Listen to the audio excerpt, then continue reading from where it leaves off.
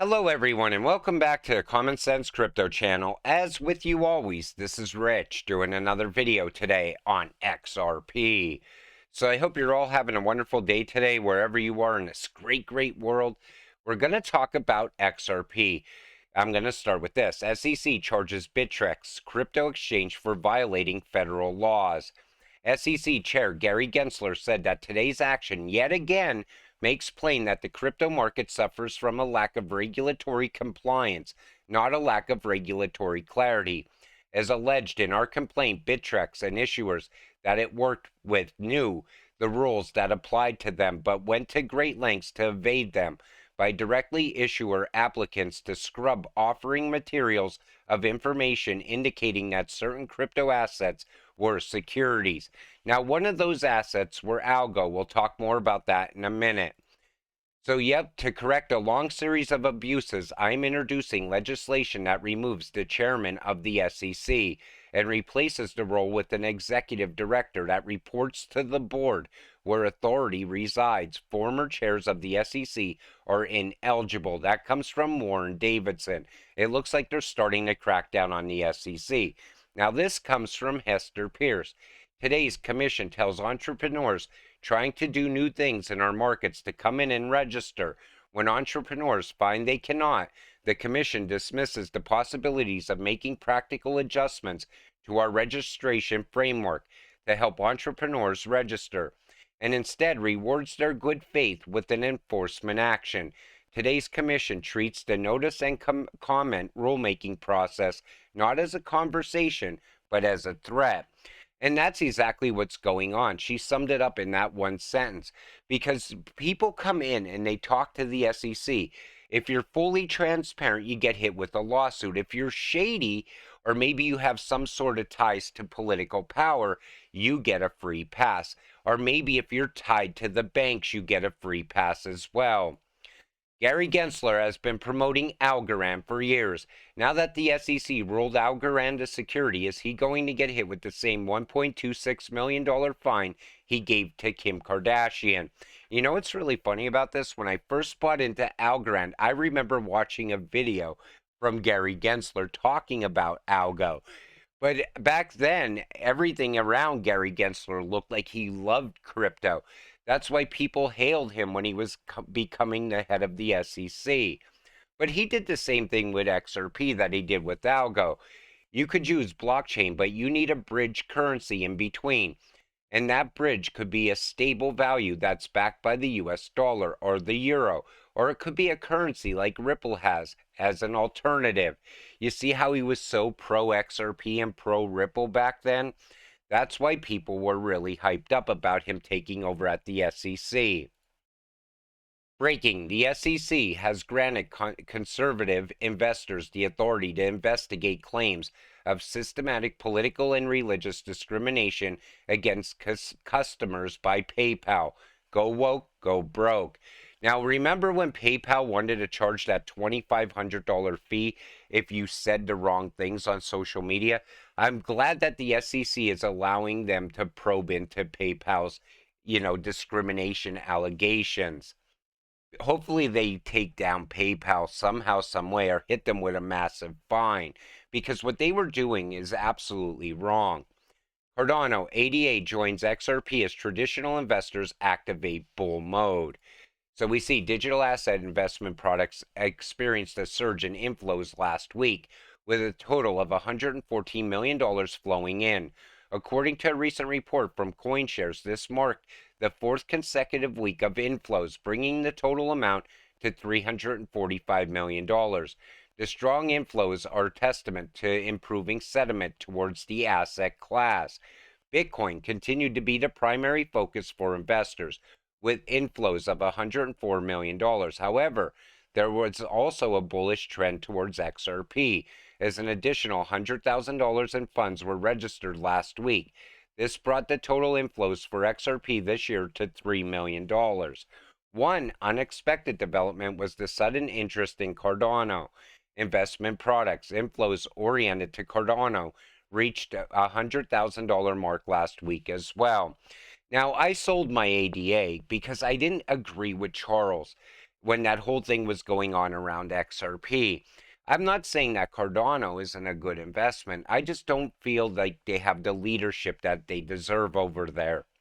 Major Japanese banks adopt Ripple powered money tap for game changing payment solutions. And we see this happening all around the world right now. The Money Tap app is a smartphone based service powered by RippleNet. According to the product's description, it offers a safe, instant, and easy to use platform for person to person money transfers. The app also allows users to transfer money using cell phone numbers in addition to traditional bank account numbers. So it looks like Ripple is also getting into the person to person payments as well, kind of like what Stellar's doing all throughout the world. Ripple's senior staff software engineer Neil Hartner explained why XRP is suitable for ODL, but not for Ripple's new liquidity hub. Now, there's a lot of speculation still going on about this and around this. People still don't seem to get it that actually Ripple keeping XRP out of that liquidity hub can be looked at as a good thing. As the engineers explain, reveals in ODL, payment settlement occurs directly between the sender and receiver, and Ripple acts as an intermediary, facilitating the transaction. This means that Ripple is not a counterparty, and XRP can be used in ODL without any legal or regulatory issues. However, in the liquidity hub, Ripple is positioned in the middle of the transaction, which means that the company becomes a counterparty. This introduces additional legal and regulatory requirements that XRP may not be able to satisfy. And it also looks good for Ripple in court as well, because it shows that XRP does not need Ripple and Ripple does not need XRP. That strengthens their case. Ripple CTO confirms Ripple sells XRP to reduce its holdings. David Schwartz, CTO at Ripple, has confirmed that Ripple generates the most revenue from selling its XRP holdings. According to Schwartz, this strategic move also aims to reduce the company's XRP holdings, further contributing to decentralization. In a recent thread of tweets, Schwartz confirmed this by seeking to address certain misconceptions surrounding XRP and the XRP ledger.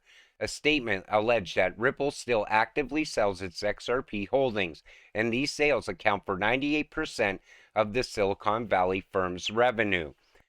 In response, Schwartz noted that the statement is accurate in the broader sense of sell. He further emphasized that Ripple has only two options regarding its XRP holdings: to sell them or hold them. However, it has been agreed that selling the tokens is a better choice, as it contributes to decentralization. I'd rather see Ripple sell them off instead of holding them.